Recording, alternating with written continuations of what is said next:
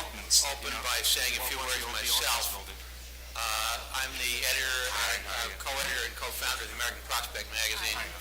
I have a book coming out called Can Democracy Survive Global Capitalism? And I'm delighted to introduce this wonderful panel. Francis Fitzgerald is, of course, the author of several books on Vietnam and other subjects, most recently The Evangelicals, a finalist for the National Book Award. Her debut book, The Fire in the Lake, won the Bancroft Prize for History, the National Book Award, and the Pulitzer. Paul Krugman is author of more than 20 books, a New York Times columnist, professor at CUNY and the LSE, and emeritus professor at Princeton, and the 2008 Nobel laureate in economics. And Nick Lemon is professor at the Columbia School of Journalism, where he's emeritus dean and a staff writer for The New Yorker, as well as the author of a number of books on race, class, and mobility, and he's worked on a number of documentary films. Again, if you were standing around, I don't have a name tag, but I'm Bob Cutler, and I'm delighted to be here, and I want to thank the conveners of the conference. The other day, David Fromm, neoconservative intellectual, remarked that right-wing populism is an alliance between the winners and the losers of globalization, in which the winners make the policies and reap the rewards, and the losers provide the votes. Question is, why do they provide the votes? We heard some of that on the first panel. We're going to hear more of that on the second panel. There is clearly a complicated story here that involves economic privation and grievance on the one hand, complicated by racial and cultural and gender factors on the other hand, in which Trump and his ilk have used race, gender, culture, identity to trump concerns about the way working class people are being harmed on the basis of class. And I would say it's a rather similar story with some different particulars across the Atlantic. My own take on this, and I'll only take 2 or 3 minutes because you want to hear the panel, is that an awful lot of this has to do with the social contract that was created in 1944 and its unilateral abrogation in the 70s and the 80s. There was no neo-fascism in the post-war boom. There was no radical economic liberalism in the post-war boom because the people who came together in 1944 to create a social contract understood that markets run riot led to great distress on the part of ordinary people, ultranationalism, war, fascism, and so forth. And they were very lucky because in 1944, the corporate right had been disgraced by the Great Depression, the fascist right had been disgraced by fascism itself and the war. The libertarian right had no credibility. And so for 30 years you had an unprecedented social contract in which capitalism was housebroken. But capitalism did not give way to socialism or even social democracy, except maybe in Scandinavia. It gave way to a managed form of capitalism and a grand bargain which turned out to be more fragile than those of us who grew up with it thought. And so when times turned hard, it was not all that difficult for economic elites to repeal the bargain. And when you have ordinary people having their livelihoods taken away for 3 or 4 or even 5 decades, you're living on borrowed time, and at some point when the circumstances are right, things explode. And just one stylized fact, the fact that it was easier for the Democrats to move left on issues of identity and transgender rights, and you know the whole basket, than to confront Wall Street speaks volumes about the kind of power shift that has occurred and the failure of center-left parties just about everywhere to fight that fight. I think the turning point was in the H.A.P. Taylor, the great British historian, talked about 1848 as a turning point of history on which history failed to turn. The turning point to which I refer was in the 90s when you had so-called center-left governments in power in Bonn, in London, in Washington, all of whom embraced the neoliberal recipe a little less full-bloodedly than the right did. And I think the story of the 1944 bargain and its abrogation is a story of the fact that there's more than one form of globalization. This is not about pro-globalization or anti-globalization, but the social contract that was launched in 1944 served regular people. And the version of globalization that we have today doesn't. And so you have a stew of cultural resentment and economic resentment finding a home on the far right because the center left hasn't figured out how to go back and housebreak capitalism one more time so that regular people do okay. And in this climate, all sorts of other issues, race, gender, culture, make America great again, fill that vacuum. And that phrase, make America great again, and I'll end here and then turn it over to the panel, that is so potent because if you look at life from the perspective of non-college educated, downwardly mobile people in the heartland, America 30 or 40 years ago was great. It was great. You could be middle class on one white male income, own a home, have your kids go to safe schools. Blacks knew their place. The little wife was waiting for you at the end of the day with a hot meal, not hectoring you about why don't you bring in more money and take a third job and why don't you do your share of the child rearing and the housework. And braceros went home after the harvest and they didn't bring their families back with them. That was great. And now it's not so great. So this complicated stew of economic grievance and cultural grievance and racial grievance is not that different on both sides of the ocean. And that suggests that something systemic is going on that's common to the system. And I would suggest that it is our failure to replicate that remarkable, unique period in the history of capitalism when we had a managed form of capitalism that actually served ordinary people, and that got away from us. And if we don't get it back again, Polanyi is the great architect of this story. If we don't get it back again, something very like neo-fascism, whatever you call it, fills the vacuum. So with that, let me turn it over to Francis Fitzgerald.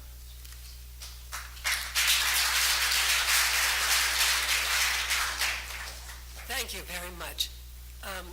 I'm going to talk about the American scene and evangelicals in particular. All of you are familiar with the Christian right, but it requires some history to see how right-wing evangelicals became populists and how they changed their brand of populism since 1980 and then since 2010. In the first place, the origins of evangelicals lies in the waves of pietistic revivals that swept across Europe and North America in the 18th and 19th centuries. In America, they were known as the First and Second Great Awakenings. The first began with Jonathan Edwards, who, finding his congregation in Northfield, Connecticut, was turning away from God, preached a sermon or a series of sermons in which he threatened all sinners with hell, but promised that Christ would save all those who believed in him. To his amazement, he created a revival where people wept, laughed, and sang with joy, and the revival lasted for years and spread across New England. He called it a surprising descent of the Spirit.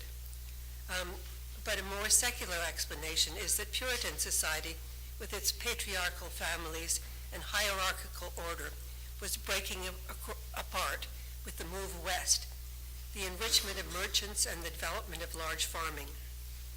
People were consumed with guilt about not obeying the laws of the Puritan community, and his message that individuals were responsible for their own salvation came to them as a kind of a liberation. Meanwhile, George Whitefield, an itinerant English evangelist, held revival meetings up and down the East Coast, not only in churches, but out of doors, with much the same liberating message. And his followers, a lot of Presbyterians in this case, attacked the established churches almost physically. The Second Great Awakening after the Revolution broke out at camp meetings in Kentucky and Tennessee in the early years of the 19th century. In those sparsely populated territories. They attracted thousands of people, and emotions ran high. People laughed uncontrollably, danced, ran around, and fell down in faints. Led by Baptists, Methodists, and dissident Presbyterians, the revivals produced a sudden surge of conversions on both sides of the Appalachians. The frontier evangelists gained authority not from ecclesiastical credentials, but from their ability to appeal to their rural audiences. They preached without notes in colloquial language and using earthy humor and common sense reasoning. Some of the most popular preachers were not just religious enthusiasts, but radical Jeffersonians who spoke of the rights of man and the liberty of conscience. They inveighed against the wealth and pretensions of the genteel clergy, and some opposed all forms of clerical organization. Essentially, the Second Great Awakening was a rebellion against the established churches, Puritan and Anglican, and against the social hierarchy left over from the colonial period. Eventually, the evangelists swept away the established churches, and all American Protestants, which is to say almost all Americans at that period, became evangelicals. In the settled parts of the country, they became reformers, ameliorating the justice system, the conditions of life for new immigrants and the poor. They created the public school system in this country, and in the North, evangelicals created the first mass base for abolitionism. The major denominations, Baptists, Methodists, and Presbyterians, broke apart regionally over slavery long before the Civil War began. So that's how strongly they felt it in the North. After the war, the Southern Baptist Convention became the Church of the South, where in isolation it clung to the old religion in which the major emphasis was not on doctrine or social action, but on individual salvation or being born again and then joining a church. In the North, the many currents of intellectual life which were not present in the South, and the gradual industrialization brought divisions between conservatives and liberals over Darwinian evolution and the higher interpretation of the Bible. The divisions, I'm going very, very fast over a complicated period here, but the division widened around the First World War, in which fundamentalists and modernists fought for control over the major denominations.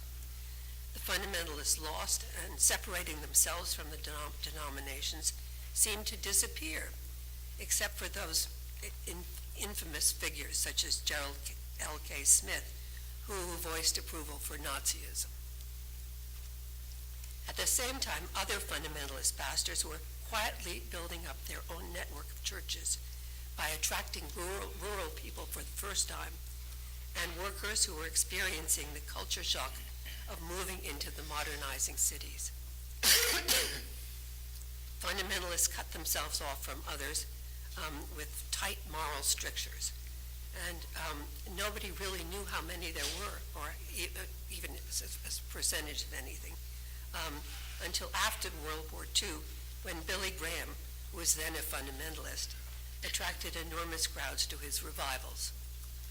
Graham, however, wanted a national revival, so he moderated his message, called himself an evangelical, a term that had simply gone out of use. And that's the modern way we use evangelical, sort of Billy Graham followers and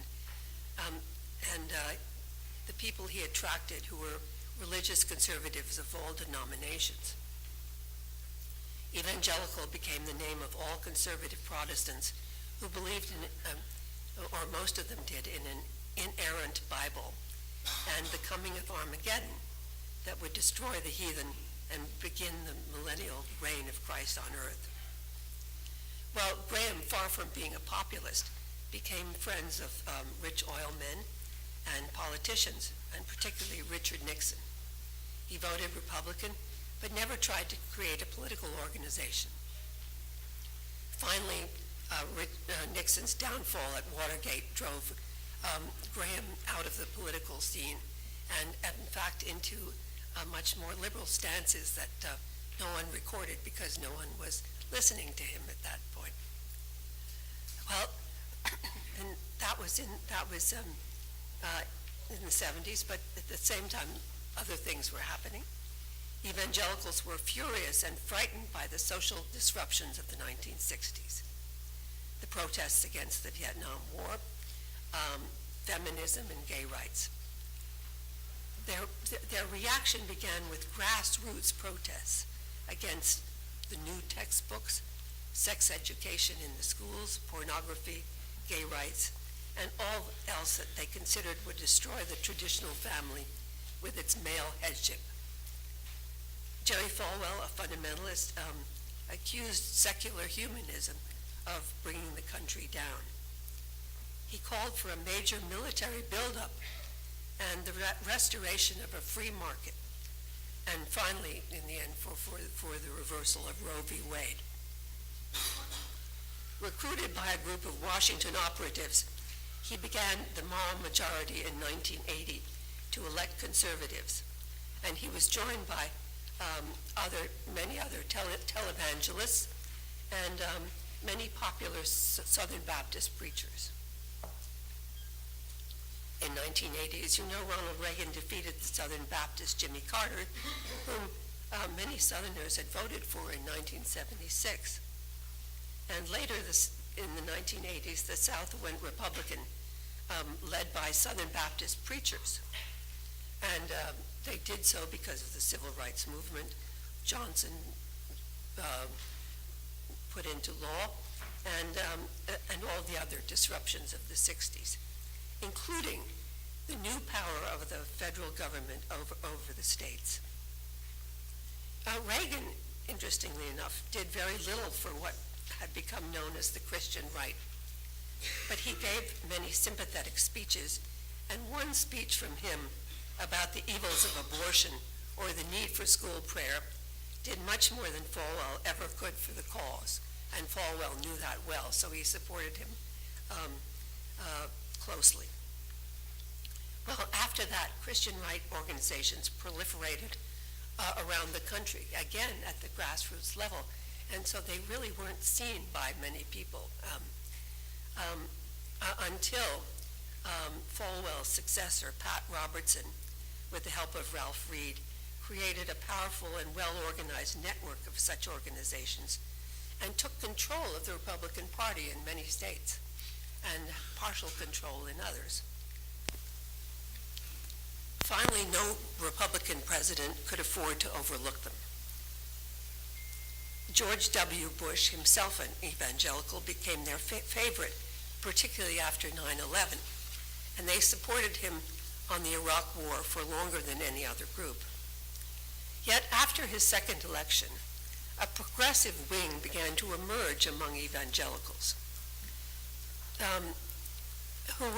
some of whom were objecting to the close association of evangelicals with the Republican Party, with politics. They felt they were looking like a political group rather than a religious group. A number of them called for social justice, for action on immigration reform, and action on global warming. These people, at least the leaders of them, were probably much better educated than the pastors who created the Christian right. They were the heads of evangelical international aid organizations. They were professors, and they were some educated pastors. Well, by the end of Bush's term, the old Christian leaders began to die off or retire. And some of the new generation of pastors who had not been through the 60s, had not been through this disruption, began to retreat from politics. Plus, the remaining Christian right constituencies Christian right pastors did not command the same power over their constituencies. Some evangelicals, mostly the young, joined the progressive wing, but the majority, made up of older right-wingers, simply showed that they had other interests. In 2010, many joined the Tea Party, putting economics ahead of gay rights or even abortion. This seemed curious, except it wasn't much noticed by anyone except sociologists. Well, before the last presidential election in 2016, 50 Christian right leaders gathered, and after some deliberation decided to urge their congregations to vote for Ted Cruz in the primaries. Ted Cruz, after all, was perfect for them. I mean, he was a very much right-wing evangelical, and he was also an economic conservative, and so on. But to the enormous surprise of these leaders who thought they really did control, or at least have a large influence over the mass of evangelicals, a plurality of evangelicals voted for Donald Trump, not Ted Cruz. And asked why, Trump voters said that he was a strong man who would make the country great again. In fact, as polls showed, they liked his idea of building a wall against immigrants and his hostility to international trade agreements and the Republican Party establishment. Then, as they demonstrated, they liked his alliance with white supremacists. It's not that they were racist, not exactly, but they felt that foreigners and even African Americans were taking their jobs away. And so too, of course, was the government with its regulations on industry and its favoritism, as they saw it, for minorities. They felt they had waited and worked so hard for the American dream, and now people were stepping into line ahead of them. They'd always despised people taking welfare and other government benefits for the same reason. That was not fair. That was not hard work. That was stepping into line unfairly. They also felt that as whites, they were becoming a minority in a pluralistic society, and they were right in that. And furthermore, they were puzzled by their denominational leaders, not Christian rights, but their own, the Southern Baptist leadership and the National Association for Evangelicals and so on, who were encouraging immigration encouraging legalization of immigrants in this country, to fill the pews of their emptying churches. The churches were emptying of white people. Most of the new people in their churches were Latinos, who, though socially conservative, did not share all of their values. As Christians, they also felt overwhelmed by secularists and by those of different faiths, particularly Muslims. What they wanted was to have their country back again as it was before the 60s or before World War II. And Trump seemed to them to have promised that without these global arrangements and so forth.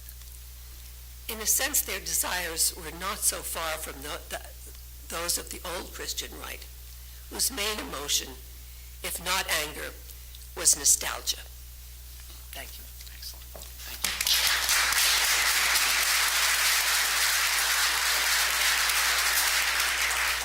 Paul. Okay. So I guess, so that our charge is to talk about populism and the right, and that immediately leaves me with a problem.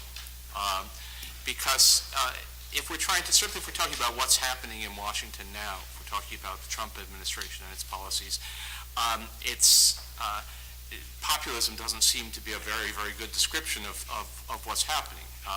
If we look objectively at the content of the policy proposal, if we look at the legislation that he's trying to pass, Not only is it not populist in any normal economic sense, in fact, it's well to the right of George W. Bush. I mean, if you want to think about that, right? And think about the fact that famously Bush, pushed through tax cuts that heavily favored the 1%, tried to cut back on spending for social programs, but Trump is pushing tax cuts for which we, best estimates are 80% of the cut goes to the top 1%, and is trying to destroy, have enormous cutbacks in Medicaid and in programs generally that provide health care for lower income people. So this is, the actual economic programs that certainly the legislative proposals are far more regressive, far more elitist in the normal sense of the word than the last Republican president.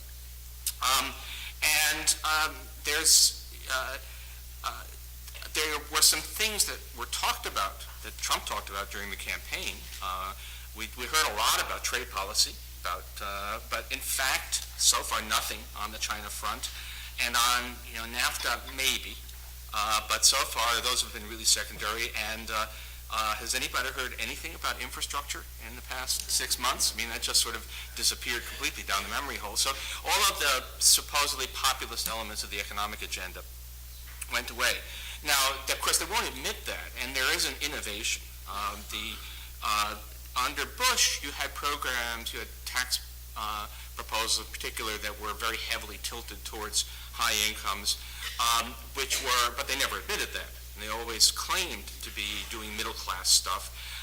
And the way that claim was made was typically by including a few sweeteners, a few loss leaders, and then pretending that those were the whole program. So the Bush technique was to have enough stuff in the programs that by misdirection, by creative use of statistics, that you could confuse people about what was going on.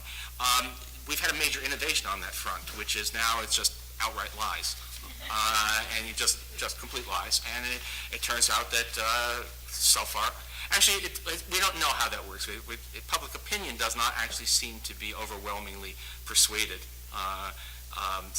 By and large, within the limits of the general, most people don't actually read reports from the Tax Policy Center. But given that, most people seem to be aware that these are not actually progressive programs that will hurt the wealthy and help the middle class. But it's not clear that it matters politically. And the objective, in any case, the agenda is straight, standard. The agenda is Paul Ryan. The agenda is the Koch brothers. It's only the rhetoric in terms of policy that's different. And yet, if we were to say, well, this is just another right-wing administration, or if we were to just say, look, this is the elite gets what it wants, we're obviously missing some very important part of the scene. There is a genuine rage against elites. There's something that Trump tempted to, but not just Trump. There are a lot of figures on the right, inside and outside politics, although exactly where that line gets drawn has become very fuzzy, who basically build their careers by tapping into a very widespread rage against elites. And that would include people like Bill O'Reilly, Sean Hannity, and even going back a bit, George W. Bush were seen by a lot of white working class people as on their side against those elites. And the question I think that a lot of us have to try to figure out is why does this work? Why in particular? Why does the U.S. right do performative anti-elitism so much better than the U.S. left does? Why do politicians who come in with policies that would objectively do a lot for working class, even for working class whites, get tagged as elitist, while people who are pushing policies that were really savage programs that these people depend upon managed to successfully convince people that they are with the common man. And I don't have a full answer to that, obviously. I can have a few thoughts to offer you here. And it's, actually, I'll give you I think a lot of us think about West Virginia quite a lot. And the thing about West Virginia, of course, is I think Fritt, which was Wyoming, which went for Trump by even more, but West Virginia went for Trump by 40 points.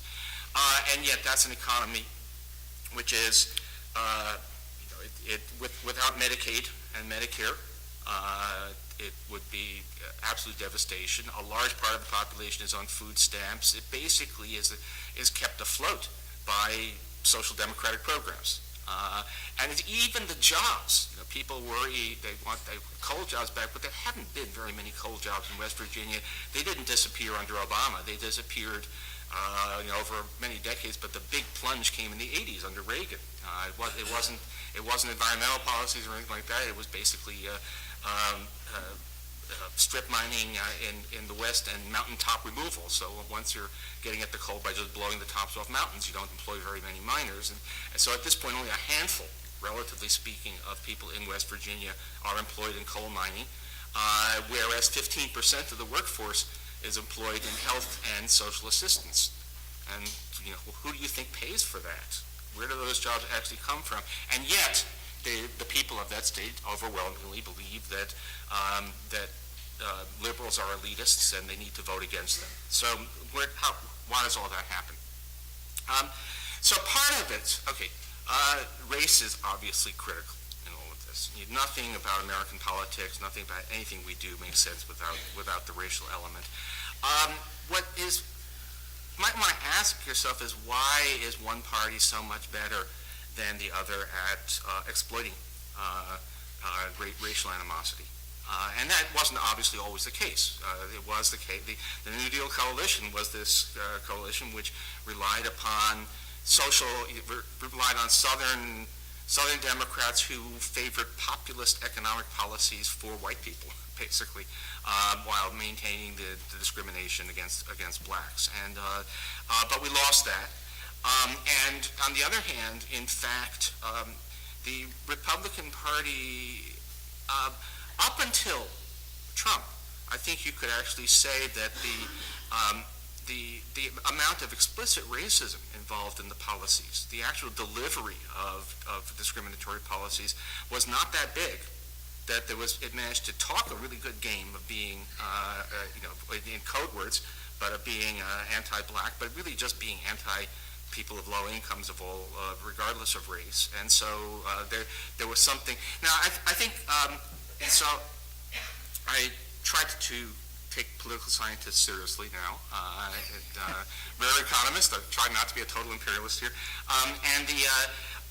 But what I think I do understand is that the two parties leave aside value judgments. They're just structurally very different.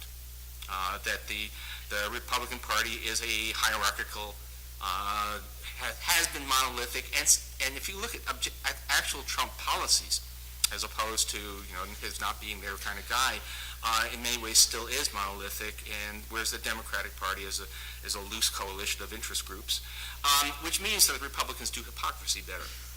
They're much better at having a party line, and this is what we say, and pay no attention to what we do, and so they can get they can simultaneously talk a game that caters to the feelings of the aggrieved white working class, and then follow policies that are something completely different. That may be part of the story. If we ask, I think Bob asked some good questions at the beginning. And if you ask why do Democrats do identity politics? Well, of course, the ultimate identity politics in America is white identity politics.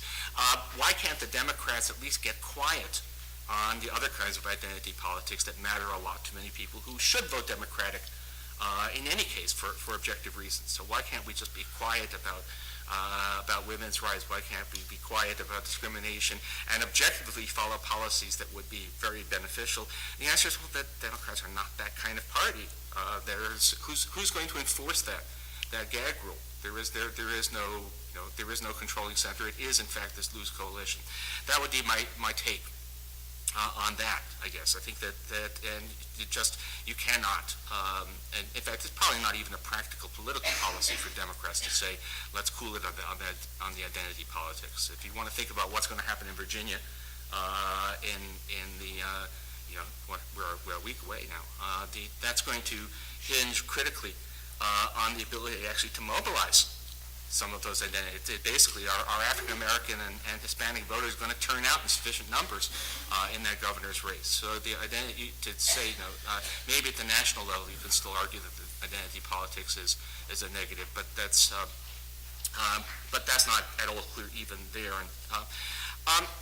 There is something else, and I'm still trying to wrap my mind around it. But I do believe, I think that there is something anti-intellectualism, which is not associated with, correlated with racial animosity, but is also, I think, a really, really big part of this. If you try to think about particularly, well, Trump as well, but think about the right-wing media figures, a very big part of the appeal. What makes somebody who's paid 25 or 30 million a year to pontificate on TV, what makes that guy anti-elitist? Well, the fact that he goes around saying, oh, you college types think you're so smart, and we're going to show that you're really stupid. There is something about intellectuals at this point, expertise plays a role on the Democratic side of the political process. It is, in a way, if you like, is one of those interest groups that make up the coalition. It can be suppressed and ridiculed much more effectively on the other side.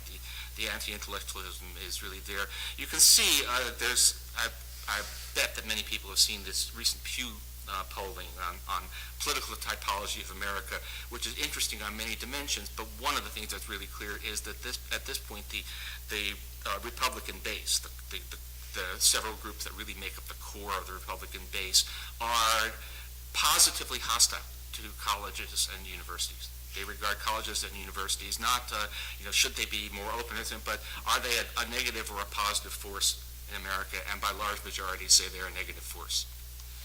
Which is going to be interesting, actually, as regional policies play out, as you see basically red states devaluing education, anyway, it's going to be you can see a bit of a vicious circle could be developing there. I also have a casual but voluminous form of empirical observation, which is my own mail. I think I must be maybe not, but I probably am up there as among the top recipients of hate mail in America. And what is interesting is, in fact, not just the volume, but what sets it off. And so you would think, obviously, I say Bush is taking us to a war on false pretenses. That got a lot of hate mail. I say Trump doesn't, is a bad guy. That gets a lot of hate mail. But the thing where I really get enormous waves of stuff and vociferous stuff tends to be when I write about monetary policy and fiscal policy. It's when I say, sometimes printing money can actually be helpful to the economy, or running a budget deficit. Government spending can sometimes actually boost the economy. That's when I get the 2,000 completely berserk emails over a 36-hour period. And so those are, and it's partly that there is some association. I mean, obviously, some of what we get is the old white guy who watches Fox News, probably believes a bunch of things, and among the things he believes is that he earned his money and the government is trying to take it away by printing dollars that come from nowhere. But it's also, I think, there's a real sense in which the idea that things are more complicated than people should be able to keep what they earn really is something, and obviously these things apply on other fronts. So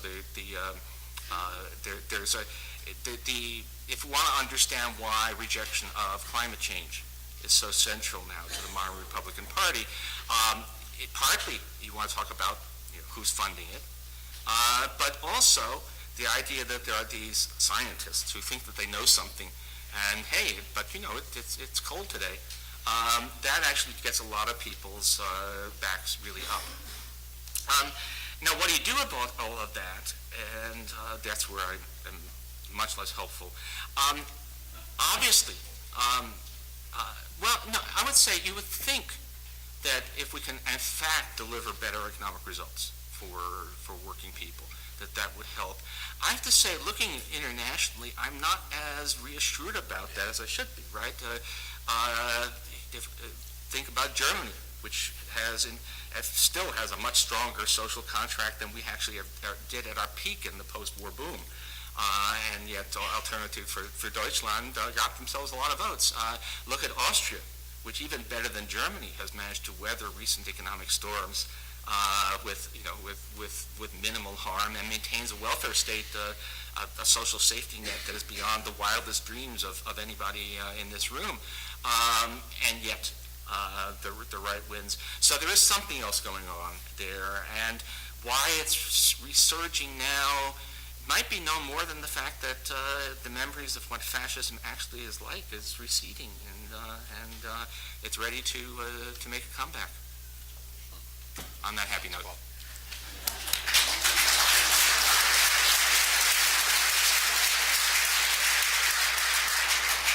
Nick.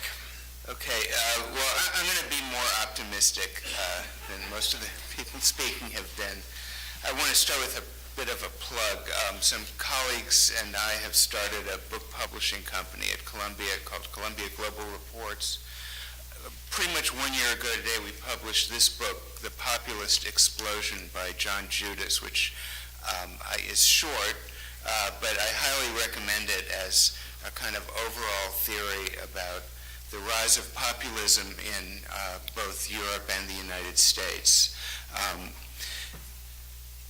I'm going to disagree with John on a couple of points, but I just want to say, in his framing of this, one, populism is a U.S. invention that surfaced in the 1890s and then went to Europe. Two, populism is an emotion, not a policy. We'll get into this a little later more, but it raises the question of how do you make policy to combat an emotion that's quite powerful. And then three, for purposes of this panel, he distinguishes interestingly between left-wing populism and right-wing populism. And he says the distinction is left-wing populism is a game with two players, the populists and the elite, which gets defined in different ways. And right-wing populism is a game with three players, a triad, in which there's, the people, the elite, and the other, often these days immigrants. In the United States, people of color often, but also immigrants. And he argues persuasively that that's how to tell the difference between right-wing and left-wing populism. So that's just a little on him, and I think Bob may want to comment on this more a little later. But what I mostly want to do is resurrect a wonderful essay from a long time ago as a way to kind of think about this problem more hopefully. The author is a deceased great historian named C. Van Woodward, who was a longtime contributor to the New York Review, among other distinctions. And what I'm going to talk about and read from a little bit is an essay that was in a book he published called The Burden of Southern History in 1960. The essay is called The Populist Heritage and the Intellectual. So let me describe the moment, because it surfaces a lot of things that we've been talking about kind of inter alia. This essay, I don't know if any of you know it, but some of you may. It takes the form of a kind of polite disagreement between Woodward and another great historian, Richard Hofstadter. Woodward was pro-populism. Hofstadter, in those days, author of The Anti-Intellectualism in American Life, among other works, was basically taking the position that all populism is bad and dangerous and should be opposed, which I think has been somewhat of the flavor of today so far.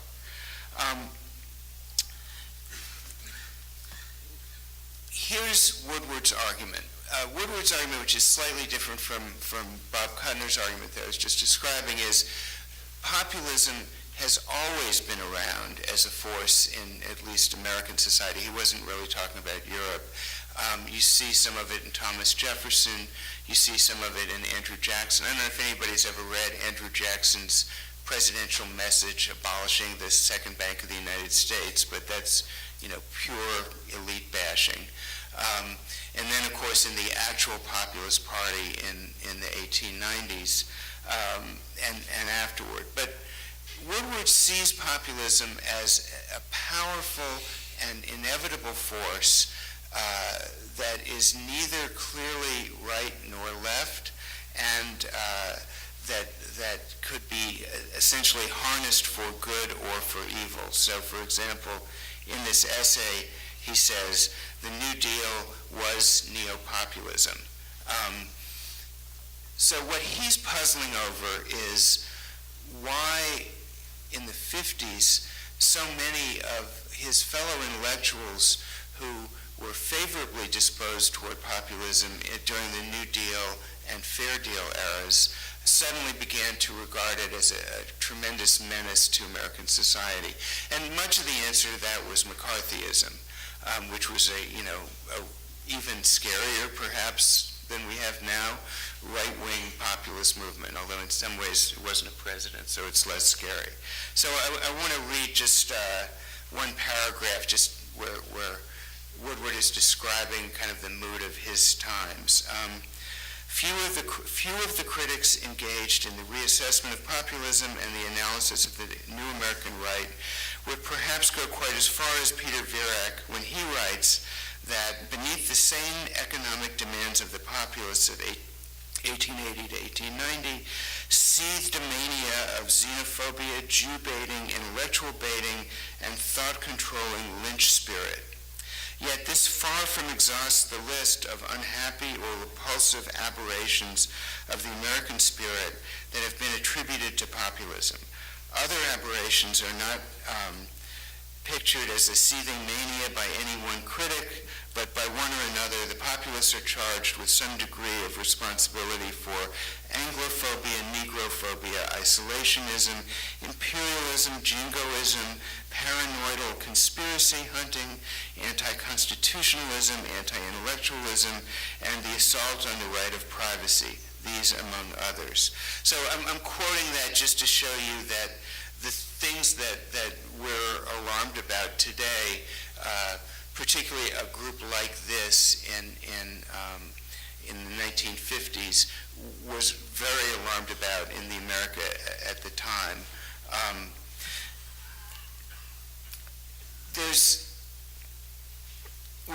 want to read one more passage from Woodward, and then I'll sort of go on from there. This is, again, he's disagreeing with these folks and saying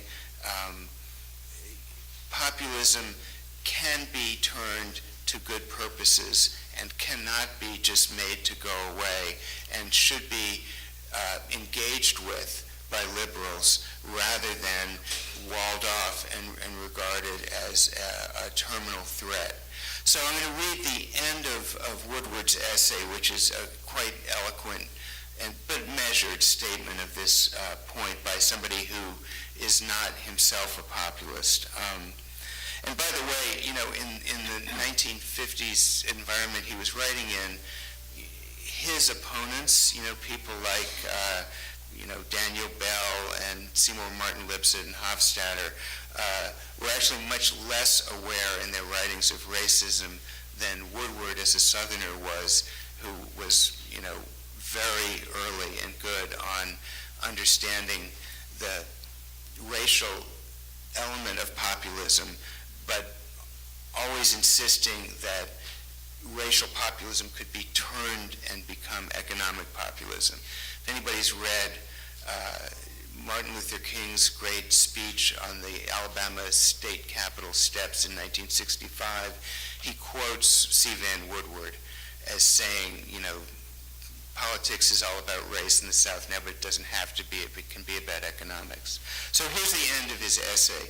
One must expect and even hope that there will be future upheavals to shock the seats of power and privilege and furnish the periodic therapy that seems necessary to the health of our democracy. But one cannot expect them to be any more decorous or seemly or rational than their predecessors. One can reasonably hope, however, that they will not all fall under the sway of the Huey Longs and Father Coughlins who will be ready to take charge. Nor need they if the tradition is maintained which enabled a Henry George to place himself at the vanguard of the anti-monopoly movement in his day, which encouraged a Henry Demarest Lloyd to labor valiantly to shape the course of populism, or which prompted an Upton Sinclair to try to make sense of a ragtag and bobtail aberration in California. For the tradition to endure, for the way to remain open, however, the intellectual must not be alienated from the sources of revolt. It was one of the glories of the New Deal that it won support of the intellectual, and one of the tragedies of populism that it did not. The intellectual must resist the impulse to identify all the irrational and evil forces he detests with such movements because some of them, or the aftermath or epigon of some of them, have proved so utterly repulsive.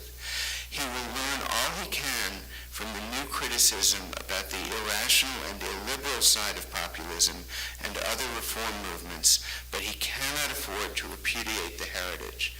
To me, that's a really eloquent call to arms, and I'd like to say that that should be our charge, I hope, here today, to understand that populism is a powerful and eternal impulse, that it can't be made to go away, and try to understand how it can be harnessed for good by people on the left, rather than put in a cage. And I want to just add one other thing before I stop, which is, and I don't think there's been enough of this so far, elites really did screw up. And I would say not just Republican elites, but Democratic elites. Remember, Bob, the supposedly organized Republican establishment hated Donald Trump, and he was their 17th choice for their standard bearer. So he was tapping into some public sentiment that the party establishment missed. And, the subsequent drama is as you described, of course. Democratic Party, you had the sudden and unexpected rise of Bernie Sanders, surfacing a lot of mostly economic dissatisfaction that was far more severe than the party establishment realized. In the 21st century, and this is really historically unprecedented, by majority, finance favors the Democratic Party. The Democratic Party is now the party of finance. That was never true. And the fastest growing and most prosperous part of the corporate sector, which is the 5 giant tech companies, is also firmly in the Democratic column.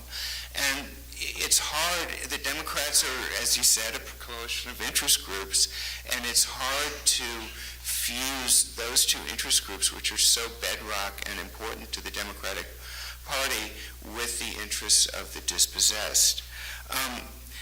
There's a long history of anti-populist liberalism. It's not new. If you go back and read, Herbert Crowley's The Promise of American Life, Walter Lippmann's Drift and Mastery, they hate populism. I mean, they're taking the position that the great populists are silly, they're nostalgic, they don't have any sense of the country's future, and they have to be kind of put away while we embrace the, Hamiltonian tradition that really represents the best in America. And this has resurfaced and resurfaced and resurfaced. I can go into more of this in the question period because I'm at the end of my time, but I really think we need to look for a kind of liberalism that is more embracing and finding the best in the populist impulse rather than putting itself in opposition to the populist impulse. So I'll stop there. Terrific. Thank you.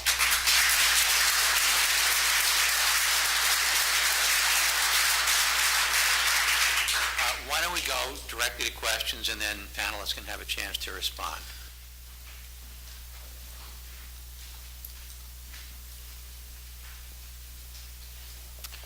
Well, I guess we settled all the issues. yeah. Hearing none, let me make one comment, and maybe that'll stimulate a question. It seems to me on the Republican side that there is a symbiosis between corporate right-wing Republicanism and Trumpism, where the run-up to Trumpism under Reagan and the Bushes really serves to enable Trumpism in several ways, and this is picking up on something Jacob said. So if, beginning with Gingrich, if the Republican strategy is to block anything the Democrats might propose, sight unseen, in order to discredit the idea of affirmative government and to discredit the idea of the Democratic Party as the steward of affirmative government that actually helps people, after 10 or 20 or 30 years of that, plus Fox News, plus the Koch brothers, people conclude, gee, I'm better off just keeping my tax dollars. Government doesn't do anything for me, and as far as I can tell, the only thing government does is it lets in a bunch of illegal immigrants and coddles welfare mothers and gives rights to sexual minorities that make me uncomfortable. And that is the drum roll that sets the stage for the truly crazy version of the reaction.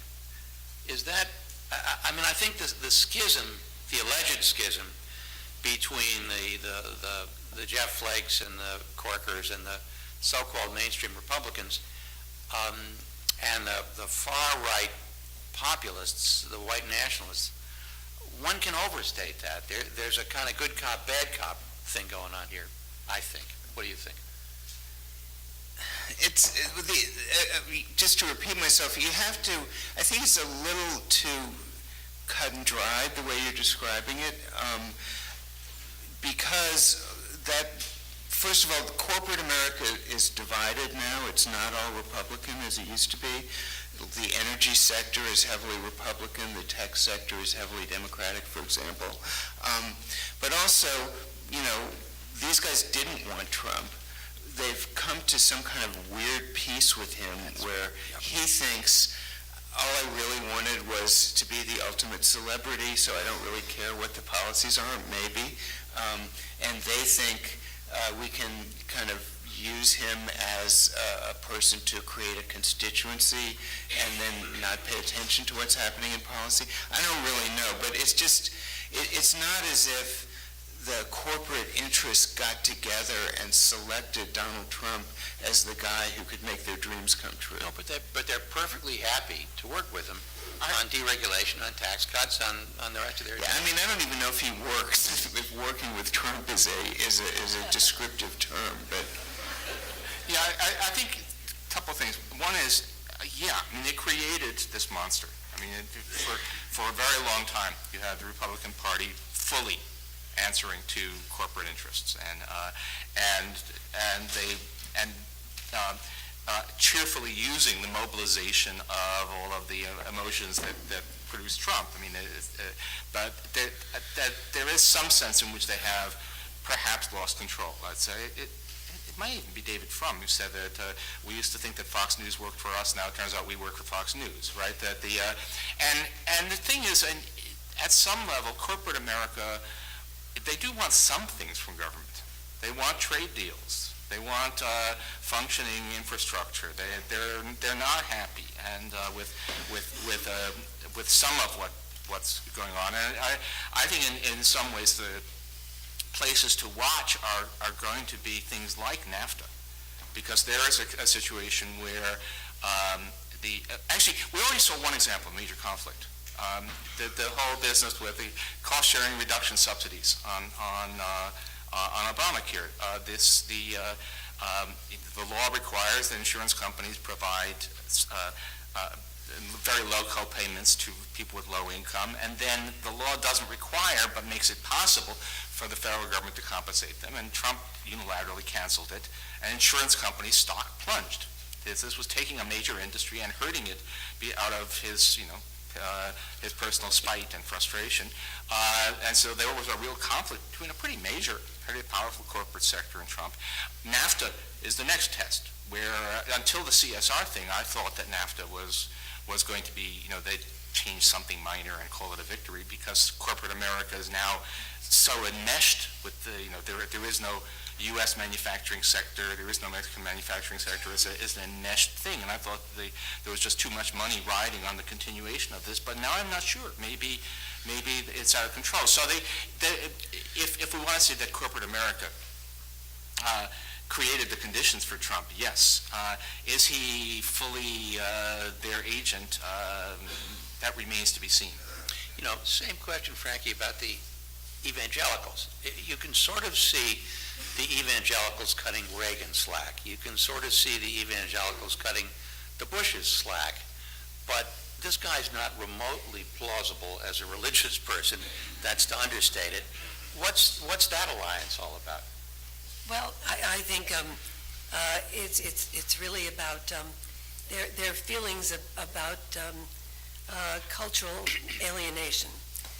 That's one thing, and also, to the extent that they belong to the same class of people who have been not just losing their jobs, but also not being paid more than at the usual increase in rates that used to obtain, that they belong to that, and they worry about it, and also they've been led to see certain things as being inimical to their economic future, such as, for example, in Louisiana,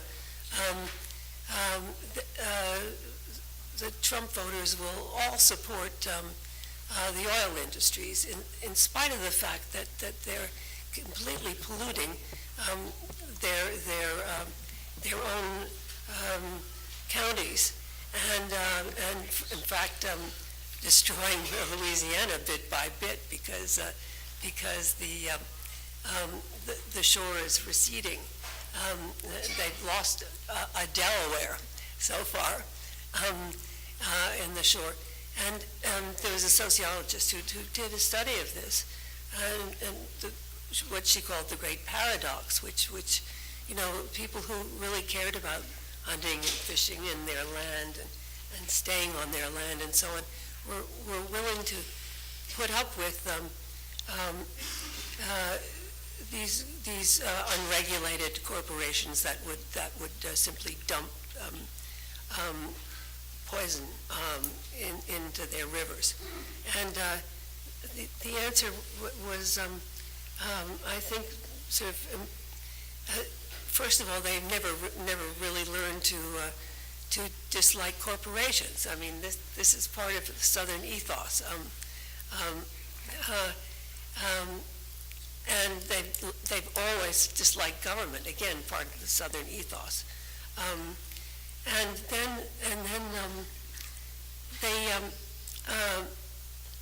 I can't imagine that they are not. They would absolutely lose their place in this cultural hierarchy and economic hierarchy. A couple of questions. Yes. Thank you for the great panel. My name is Ana, and I work at the Permanent Mission of Mexico to the UN. I have to give the disclaimer that whatever I say is at personal capacity. So being a Mexican and a woman inside the UN is just very interesting right now to see how the positions start shifting, how since the new administration came to place and established themselves, some of the narratives start changing. And I was particularly interested in the opening of the General Assembly, this year's General Assembly, when President Trump gave his speech. And I think I counted 18 to 19 references to sovereignty in some way. And I would just like to know your opinion on how your own version of how America is portrayed to the rest of the world, at least in this particular multilateral forum, and what that means in terms of women's rights in particular. We've got one more question and then. Yeah, how do you deal with the culture war question that's been so effectively used by the right since Richard Nixon? You know, when I'm listening to these discussions, the first thing that flashed in my mind was how the silent majority speech, the nadering, nabobs of negativism, etc., work so effectively and have stayed with us. Secondly, the question of deindustrialization. You know, one solution about the change in demography is in 50 years, there's going to be a change in the workforce, a permanent amount, if these predictions are true, of, you know, large percentages of the workforce just out of work. So why not say, why do we have free education? And I'm sort of interested in what Paul would say about what's going on for the past 50 years in terms of deindustrialization in these key industries, which has essentially collapsed in the United States and have fueled the kind of thing we're seeing now. Panel? Well, maybe I should say something about, so, I mean, yes, manufacturing is a much, much smaller part of the workforce than it used to be. That's true almost everywhere. That's you know, it's a little bit bigger in the United States. The decline is a bit bigger in the United States than in some other advanced countries because we have a trade deficit. But the trade deficit is not the major cause. If we were to eliminate our trade deficit in manufactured goods, we'd go from having whatever it is now, something like 10% of the workforce in manufacturing up to something like 11.5% in manufacturing, which would not bring back the America of the 50s when it was 35%. And the reason we have so few people engaged in industry is because we're so good at it. It's basically the same reason we have so few farmers. Farmers are so good at growing crops that we don't need many. Now, that doesn't mean that automation makes all jobs disappear, because there's always different things that you do. And if you look at what has really grown, it's healthcare and social assistance are the places where the job growth had been, but also retail. You know, now the question really to ask is not why have the good industrial jobs gone, but why did the jobs that replaced them not also become good jobs? We used to have a country where General Motors was the biggest employer and had a strong union, and it shared a lot of its market power with its workers. We moved to a country in which Walmart became the biggest employer. And don't tell me that it was constrained by global competition, because you can't drive to China to do your weekly shopping. And yet Walmart is not unionized conspicuously. And the answer really, of course, is, at least the approximate answer, is politics. Walmart grew big during an era in which labor laws were really not enforced, and during the Reagan years it was possible to kill union organizing efforts in a way that shouldn't have been possible, but in fact worked that way. So I think that's the point. Now, and will there become a point when there's really no work out there? Who knows, right? At the moment, we have this peculiar situation where everybody's talking about the robots are going to do everything. At the same time, actual productivity growth is very low, which says that robots aren't replacing very many people at all. And part of the answer there is, if you actually look at most of the rapidly growing professions, they all are basically some definition of, some version of nursing, right? And that's, so far we don't have robot nurses, and to come back to me when that becomes possible. On the other point about social issues and the culture wars and so on, this gets to something larger, and it's more of a presentation of a problem than a solution. One reason why I get invited onto panels like this, and I'm doing one in a couple of days with the aforementioned sociologist who wrote about Louisiana, Arlie Hochschild, is that I'm a fifth-generation Louisianan. I know I don't look or sound the part, but that's what I am. And so I have many, many family members who are Trump voters. The reason it's a problem is, the whole tenor of this discussion has been about people voting their interests, right? Well, arguably, nobody in this room votes their interests. One of the things that's frustrating and fascinating about politics is, in a democratic country, you get to come into politics space through whatever door you want to come into. And so my, dozens of cousins my family is originally Jewish, but since we're from Ascension Parish, Louisiana, we're heavily majority Catholic now. So I would say the two top issues for my innumerable cousins in Ascension Parish are guns and abortion, and not abortion in the sense of fighting for reproductive rights either.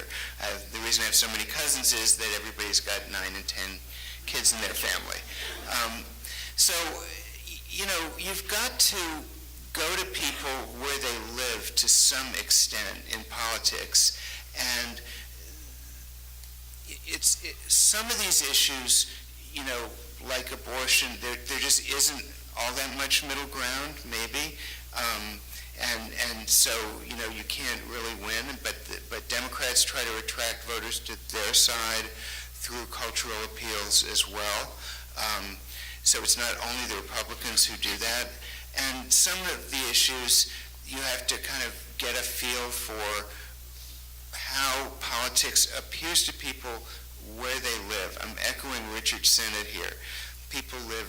Most people live very provincial and local lives, and they understand the world through the institutions that touch them directly, and that's kind of the access point. So it's just worth thinking about how to talk to people without telling them what their interests are that you've discerned and they haven't, because they may just see the world in a really different way.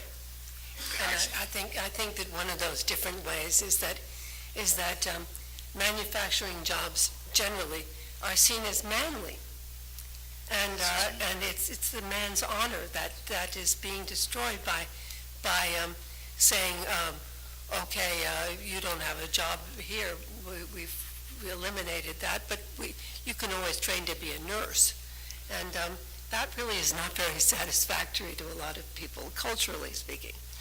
It depends on the person. I mean, I've got a son-in-law who comes from a very working class background, who is an ER nurse, and he's really proud of what he does. So maybe cultural change is possible if you pay people decently. I mean, he makes a very nice living. If you take away somebody's factory job and you say, okay, you have a choice. You can be a security guard for $8 an hour. You can be Walmart, $8 an hour. You can be a picker in an Amazon warehouse for $8 an hour, or maybe you can be a TaskRabbit. That person's not going to feel very manly. So maybe we can have some evolution of what's considered a dignified, worthy job if we pay folks decently. Actually, if we go to the deep history, in the very beginnings of U.S. industrialization, working in a factory was not considered a proper job for a man. It was, men were supposed to be farmers, and the initial factory workforce was female, young women. Right.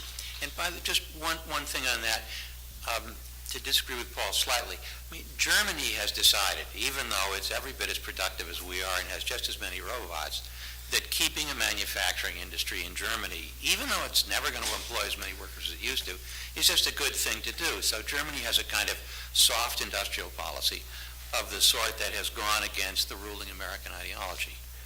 A couple more questions at the microphone. Yes, you were next. You were next. Hi, I'm Kim Christensen. I teach labor economics at Sarah Lawrence College. I wanted to thank Paul Krugman for bringing up unions, because I think it's difficult to overestimate the impact of the decimation of the labor movement in the Midwest to what we're talking about. And let me just, I'm from rural southern Ohio, and let me just give you an example. I realize this is anecdotal, but I think it crystallizes something. my grandfather and my father thought of themselves as union men. That was their identity. That was their social life. That was what they did on Friday nights. That's who they were. My male cousins now think of themselves as sinners who need to be saved by an evangelical church.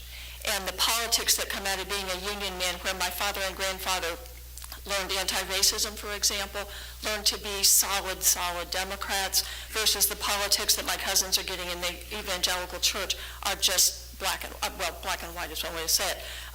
So I think we need to think about that. We now got less than 7% of the private workforce unionized, and the union movement wasn't just an economic movement, it was a social movement, it was an identity movement. And we need to, the Democratic Party has expended virtually no capital on labor law reform or on ending the decimation of the union movement, and we have to talk about that if we really want to have left-wing populism instead of right-wing populism. Thank you. One more question, comment? Yeah, I'd like to return to the question of anti-intellectualism, which most of you, I think all of you, touched on to some degree. Why is it that left-wing populist rhetoric is aimed at billionaires, whereas right-wing populists love billionaires? They're people who get things done. We love them. They're strong men. Whereas right-wing populists despise intellectuals. What's going on with that? Why is that? Don't know I'm not sure if it's and I'm a little unclear of my quote here, but is there, boy, I'm going to get in big trouble. I'm going to say this anyway. I think it was John Stuart Mill who said, in response to something, I did not mean, sir, to say that all conservatives are stupid, but I do mean that most stupid people are conservative. There is something about that world, I'll stop right there. Okay, I'm being asked to address the question posed by the woman from the Mexican embassy. It's not part of the ongoing political debate in the U.S. because, aside from the elites, nobody cares. We have an international system. It's a system that the United States built. We built it in our image, a kind of system of laws and rules, and with ourselves as kind of the benevolent hegemon, and now we ourselves are trashing it, just saying, we don't care. And so that's a pretty big element of soft power that the U.S. is throwing away, and it happens to be one of those areas where the President of the United States can pretty much, he can destroy U.S. diplomatic influence unilaterally. There's no, and nobody in the congressional majority cares at all about that, or at least is willing to say anything about it. So this is a fairly big deal, and of course we won't really see the costs of it until something happens, and we need other people to cooperate with us, and which will happen sooner or later on some front. But it's a little bit. I mean, you think about part of the whole issue about about Iran is that the United States has, aside from everything else, we have very little leverage, because suppose we decide that somebody's a bad guy and there should be sanctions by all right-thinking countries. Who's going to listen to us now? Who cares? I mean, that we don't even, for all practical purposes, have a State Department, so who cares? One last question. To what extent did the Vietnam War create a persistent distrust of government, which is fed into negative populism, both left and right, and which I think continues today, since we are in a permanent state of war, where most of the men and women fighting are not from the elites? I think that's part of it. I want to make a couple of points. One, in polls, you start seeing mistrust of all the major institutions in society around the time John F. Kennedy is president. And they've all been kind of going up in concert since then, with some minor variation. So it's a large trend in society that I think you make a mistake to particularize to one event or one sector.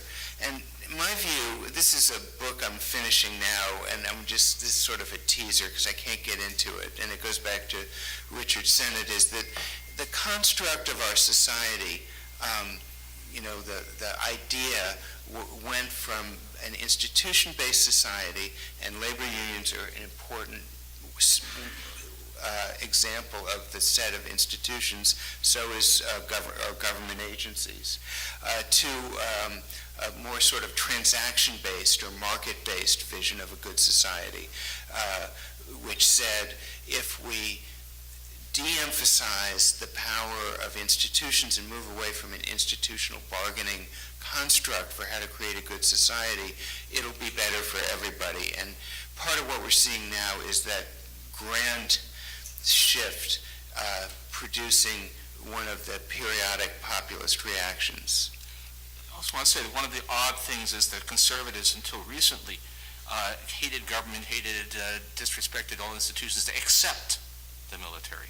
The one thing they seemed to have faith in was in our ability to coerce people through military force.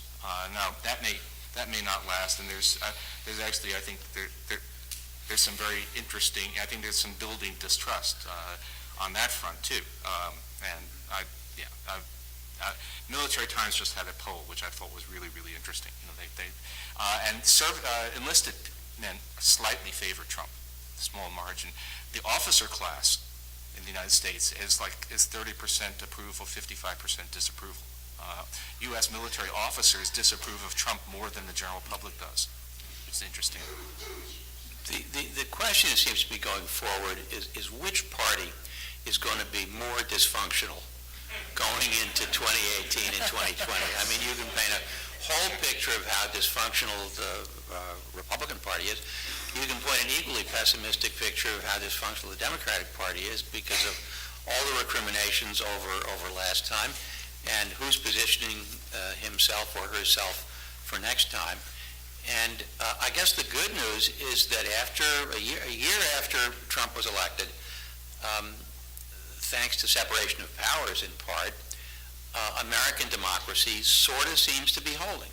It wobbled, and there are areas where it's kind of scary, but for the most part, as the first panel described, he's not governing by decree, and he's doing some terrible things that are not all that different from what the last Republican administration did, but American democracy itself seems to be holding. And that suggests to me that depending on whether the Democrats get their act together and begin to address some of these long-standing, legitimate economic grievances and figure out how to navigate the shoals of all the groups who have every bit as much of a right to be aggrieved as downwardly mobile white men do, and somehow figure out a politics, then it's up for grabs. Bill Spriggs, the chief economist of the AFL-CIO, likes to say, it isn't just the white working class, it's the whole working class. And the working class is 45% non-white. It's the whole working class that's been savaged by what the American economy has done over the past 30 or 40 years. The party that can put that coalition back together, it seems to me, has a decent shot of winning. So on that happy note, let me thank the panel. And